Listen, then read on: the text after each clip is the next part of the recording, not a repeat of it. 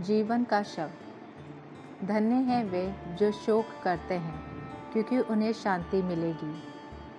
क्या कोई है जो अपने जीवन के दौरान किसी समय शोक नहीं मनाता है? क्या कोई है जो अन्य लोगों को नहीं जानता है, जिनके दुख आंसुओं में बह गए हैं?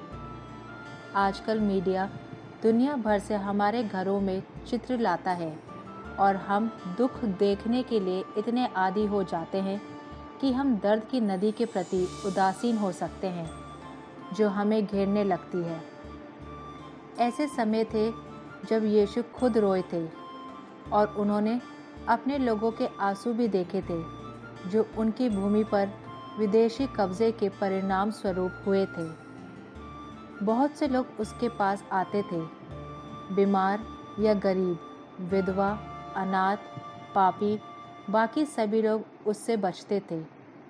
वे उसके वचन को सुनना चाहते थे और शरीर और आत्मा को चंगा करना चाहते थे।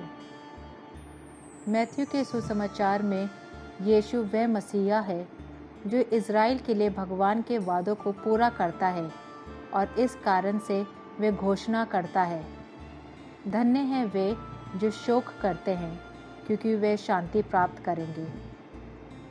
यीशु हमारे कष्टों और कष्टों के प्रति उदासीन नहीं है। वह चाहता है कि हमारे हृदय स्वार्थ की कड़वाहट से चंगे हो। वह हमारे अकेलेपन को भरना चाहता है और हम सभी में अपनी ताकत देना चाहता है। इसी बात को फोकलारे के संस्थापक क्यारा लुबिक ने इस सुसमाचार वाक्यांश पर एक टिप्पणी में लिखा है। इन शब्दों के साथ यीशु उन लोगों का नेतृत्व नहीं करना चाहता है जो भविष्य में उन्हें इनाम देने का वादा करके सरल इस्तीफे के रवैये से नाखुश है। वे वर्तमान के बारे में सोच रहे हैं। वास्तव में उनका साम्राज्य पहले से ही यहाँ है, यहाँ तक कि यदि निश्चित रूप से ऐसा नहीं है, ये यीशु में मौजूद है, जो बड़ी विपत्ति में मरने के बाद फिर से उठकर मृत्यु को पार कर गया है। ये हमारे भीतर भी मौजूद है। हमारे दिलों में ईसाई के रूप में ईश्वर हमारे भीतर है। ट्रिनिटी हमारे भीतर बसती है। यीशु ने जो खुशी का वादा किया था, वे पहले से ही अनुभव कर सकता है। दुख बना रहता है, लेकिन जीवन के परीक्षणों का सामना करने और दूसरों की मदद करने के लिए नई ऊर्जा है। जो किसी तरह से संघर्ष कर रहे हैं, दुखों को दूर करने और उन्हें देखने और उनका स्वागत करने की नई ताकत है, यीशु के छुटकारे के साधन के रूप में। धन्य हैं वे जो शोक करते हैं, क्योंकि वे शांति प्राप्त करेंगे। हम यीशु से सीख सकते हैं कि कैसे एक दूसरे के लिए पिता के निवेदा और रचनात्मक प्रेम के गवाह और साधन बने। उनका शिक्षण एक नई दुनिया की शुरुआत है, जहाँ हमारी सह अस्तित्व की जड़ें ठीक हो जाती है।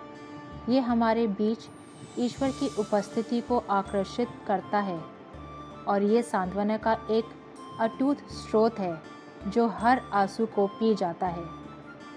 लेबनान के लीना और फिलिप ने अपने समुदाय के दोस्तों के साथ अपना अनुभव साझा किया, जो दुनिया के अन्य हिस्सों में रह रहे हैं। प्रिय मित्रों, इस वर्ष आपका ईस्टर की बहुत बहुत शुभकामनाएं। हम ठीक हैं, हाँ, और हम सावधान हैं कि हम खुद को वायरस के सामने ना लाएं। हालांकि हम पेरेनेज लिबान पर फ्रंट लाइन पर हैं और इसलिए हम हर समय घर पर नहीं रह सकते हैं। हम कुछ परिवारों की तत्काल ज़रूरतों को पूरा करने के लिए हर 2 दिन में बाहर जाते हैं। उन्हें पैसे, कपड़े, भोजन, दवा आदि की आवश्यकता होती है। कोविड-19 से पहले भी देश में आर्थिक स्थिति बहुत कठिन थी और अब दुनिया में हर जगह की तरह ये खराब हो गया है। लेकिन प्रोविडेंस की कमी नहीं है। पिछले हफ्ते एक लेबनानी आदमी जो अब देश के बाहर रहता है ने हमें पैसे भेजे। उन्होंने लीना को ये सुनिश्चित करने के लिए कहा कि अप्रैल के पूरे महीने में सप्ताह में 3 दिन 12 परिवारों को उचित भोजन मिले। ये ईश्वर की प्रेम की एक सुंदर पुष्टि थी जो उदारता में कभी आगे नहीं बढ़ी। लेटिजिया मागरी। धन्य हैं वे जो शोक करते हैं, क्योंकि उन्हें शांति मिलेगी।